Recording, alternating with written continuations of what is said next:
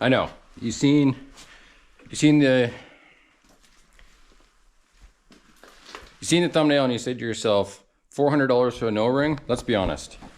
This O-ring didn't cost $400.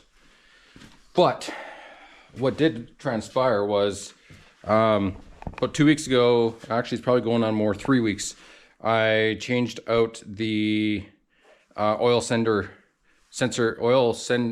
sensor for the oil gauge. And shortly after I changed that out, it got really cold and I started my truck and it came up with low oil pressure warning, which generally means that the O-ring on the pickup tube in these trucks, in the LS trucks, is getting old and it just can't basically suck up oil any better. So I said to myself, okay, well, I can't drive the truck in the winter with that happening, so I need to change that O-ring. And in doing that, led me to being probably one of the most frustrating and hardest jobs that I've probably ever done on a vehicle. And what I mean by that is this truck came with a 6-inch lift in it. And these trucks, the IFS trucks and many other trucks, will generally come with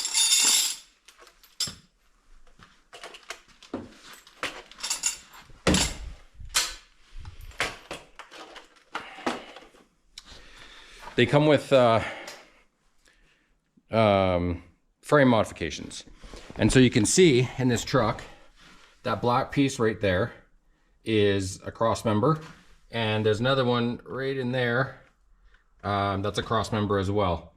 And what happens is that on a stock truck doing the oil pan, it's still a very pain in the butt job, if you will, but it's not difficult. You do have to drop a cross member, do a few other things, but what you don't have to do is the extent that happens on these types of trucks, and I'll show you why. So if we crawl under the truck, you can see, let me get my light. So you'll see there's the cross member running across there, and that's the oil pan. And no matter what I want to do, that oil pan will not come up.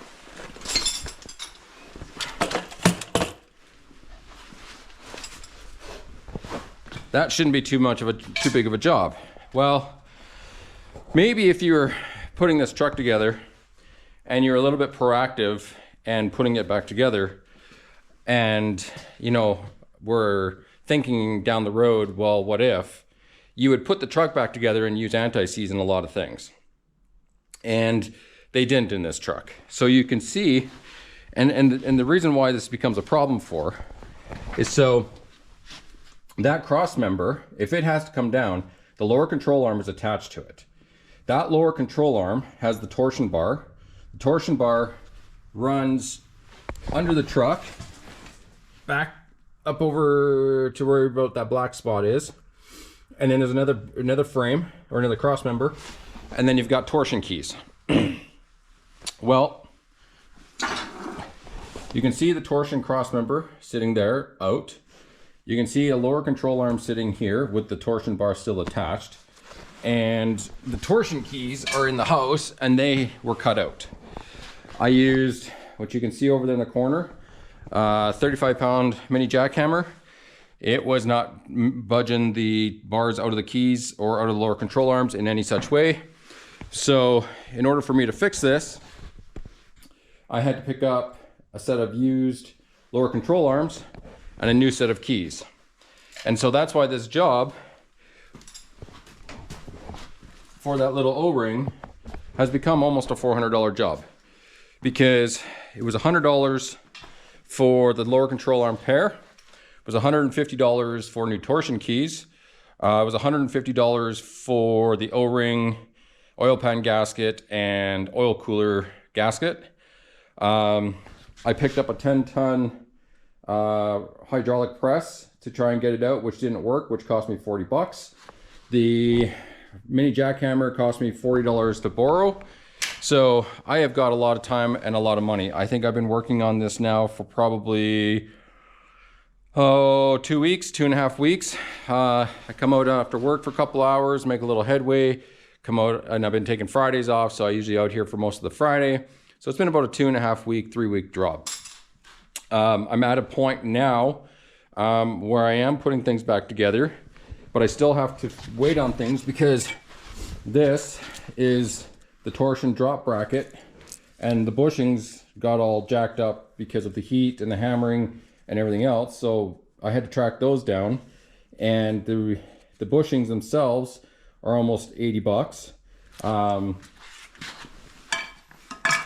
found something that might work from another vendor for only 20 bucks. So we're going to see if those work. So it's been a very frustrating job to do this. And so today I pretty much have everything ready to drop that lower cross member so I can pull out the oil pan, get that O-ring changed out, all the gaskets done down there, and get this thing operational again, and hopefully fix the low oil pressure sign.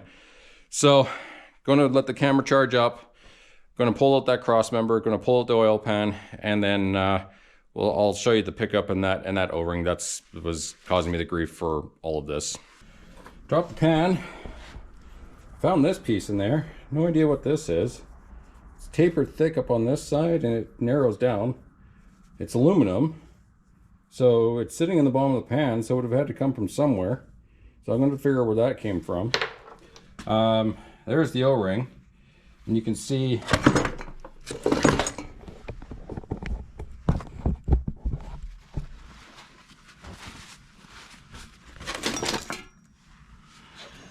how flat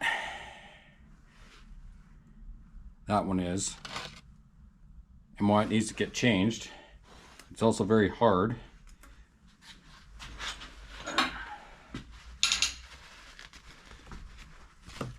So here's a comparison side by side. So there's the old one. Here's the new one.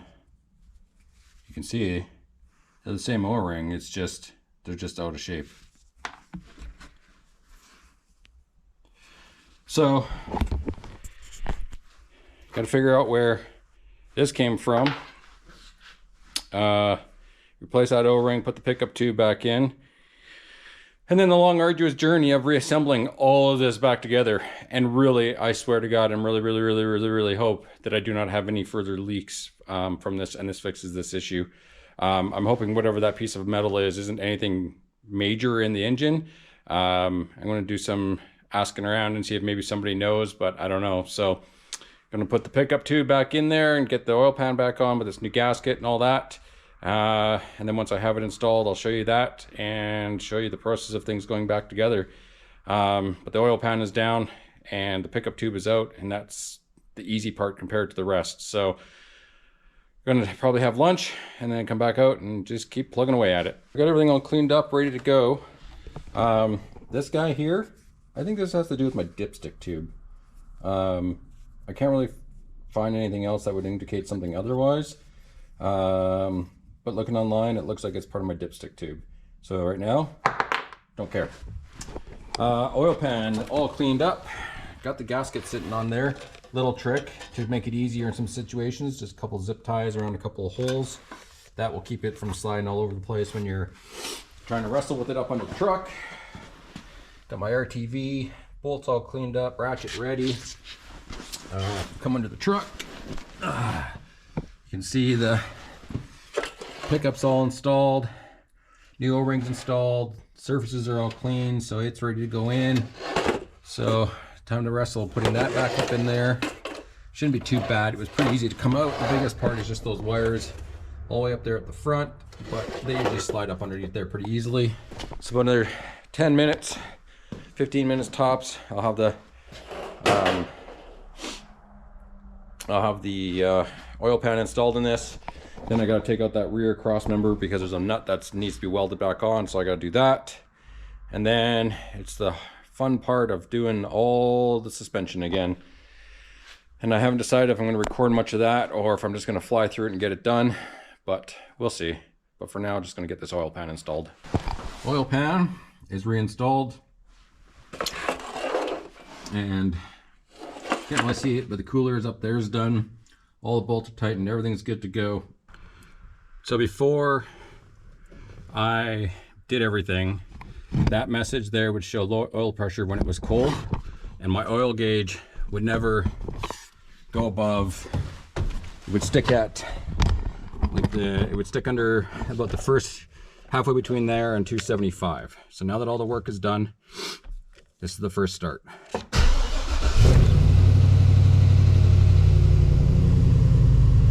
No warning, and immediately good high oil pressure. I'm going to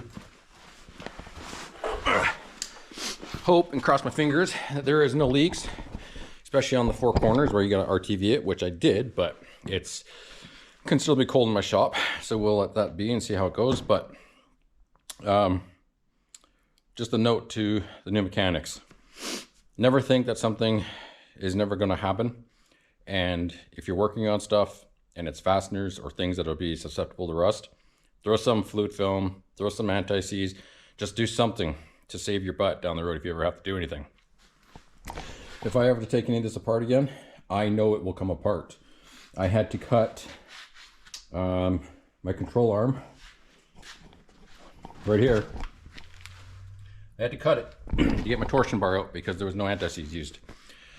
So just want to show you guys a quick one about the trials and how an O-ring cost me 2 weeks worth of work to try and get it out so that I could fix my low oil pressure system. My low oil error message. So yeah, see you in the next one. Thanks.